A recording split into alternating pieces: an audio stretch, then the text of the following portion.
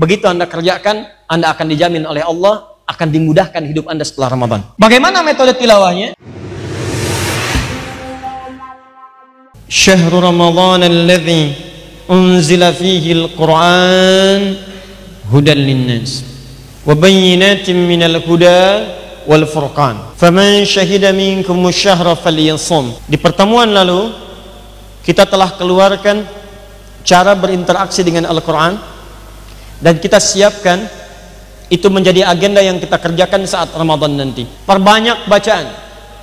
Ya, dalam memperbanyak bacaan ini istilahnya disebut dengan apa? Qiraah. Ya, ingat ya, malu sama orang-orang soleh di zaman dulu. Imam Asy-Syafi'i bisa sehari 2 kali khatam, ya? Maka kita maksimalkan ya sedapat yang kita bisa. Saya sarankan 10 hari pertama selesaikan khatam Quran itu. Bagi ke dalam 3 juz, ya, itu Anda bacakan setiap sebelum sholat 15 menit 15 menit sebelum sholat, setelah sholat.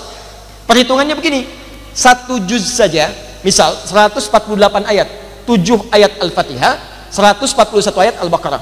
Karena Al-Fatihah sudah kita hafal betul di dalam hati kita, hafal di dalam kepala. Jadi Al-Quran itu ada yang hafal di dalam kepala, ada yang hafal di luar kepala, masih di luar. Nah, kebanyakan kan yang di luar kepala. Al-Fatihah karena di dalam kepala, maka hitungannya jadi ringan. Tambahkan Al-Baqarah 141 dibagi 5, dapatnya kurang lebih 28. Subuh 28, zuhur 28, asar 28, maghrib 28, isya 28. Supaya mudah dibagi 2 lagi. Sebelum subuh 14, setelah subuh 14. Demikian sampai ke isya. 14 ayat itu paling lama 5 menit kita baca. Al-Baqarah dulu, saya pengen Al-Fatihah dulu. Ada tawaran dari Al-Quran, Anda bisa mengerjakan tilawah dengan metode yang ini. Begitu Anda kerjakan, Anda akan dijamin oleh Allah, akan dimudahkan hidup Anda setelah Ramadan. Tidak cukup dengan amin, kita bahas dulu. Bagaimana metode tilawahnya? Ini yang belum saya ajarkan, fokus. Perhatikan baik-baik. Ayatnya memberikan isyarat, di bulan Ramadan, kata Allah, saya turunkan Al-Quran. Apa fungsi Al-Quran itu? Hudan linnas. Hudan, jamak dari kata hidayah. Ini sering saya terangkan. Hidayah berarti petunjuk, bisa berarti solusi dari problem yang dihadapi. Anda punya persoalan, konsultasi, diberikan jalan, begini caranya, begini, itu hidayah. Petunjuk yang Allah turunkan, bisa lewat si fulan, bisa manusia, bisa alam-alam di sekitaran.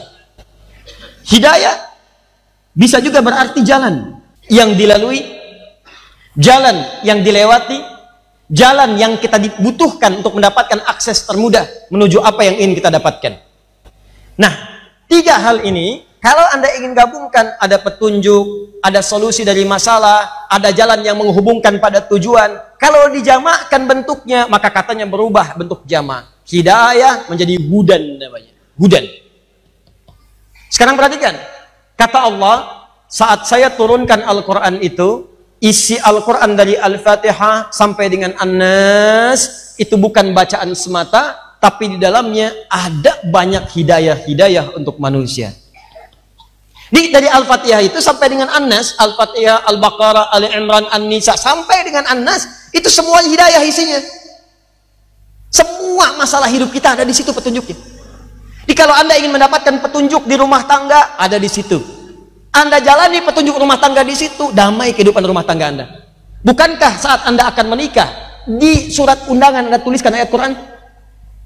Ar-Rum tuh, Quran surat 30 ayat 21. Silahkan cek sekarang dalam setiap undangan-undangan, pasti tertulis di situ.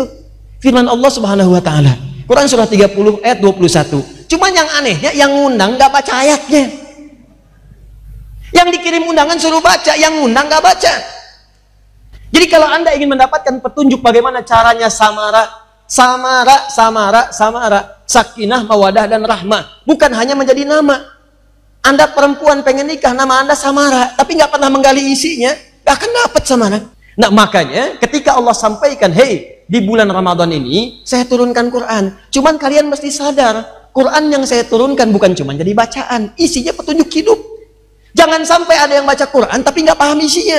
Maka di bulan Ramadan ini Allah langsung mendorong kita untuk bisa menelaah isi Al-Quran. Keluarkanlah isi-isi Al-Quran itu pahami isinya dan terapkan dalam kehidupan.